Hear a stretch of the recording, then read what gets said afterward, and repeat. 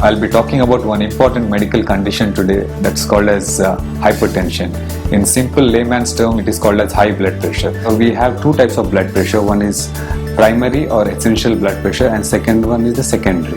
The normal blood pressure is 120 by 80, where 120 is called as systolic blood pressure and 80 is called as diastolic blood pressure. Any blood pressure of more than 140 by 90 should be treated either with dietary modifications or with medications. When the blood pressure is high, it damages the blood vessels, hearts and the kidneys.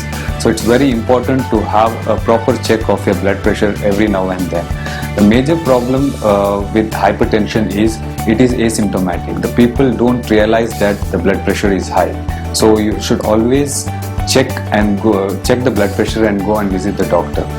As of now, a lot of research have been done, but till now there is no exact cause for a hypertension. Even though we have few causes like a family history, who are overweight, who take more of salt in their diet, and who take less of potassium, who smokes, who drinks. These are all called as some evidence to suggest that they can lead to hypertension. In addition to primary and secondary hypertension, there are two more entities which is called as a pre-hypertension and white coat hypertension.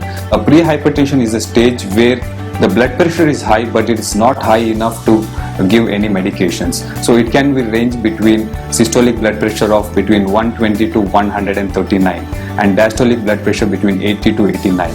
So we have to be very careful in these type of patients, because we tend to neglect pre-hypertension, which later they can give rise to hypertension and other complications. Most of the hypertension patients are asymptomatic, as I told you earlier, but there are few warning signs, like if you get giddiness, if you get blackouts, if you feel that you are having something like a vertigo-like symptoms, if you have unsteadiness of gait, and if you have a very throbbing headache which does not relieve with medications, you need to come and visit a doctor. We take a pledge, we'll treat you well.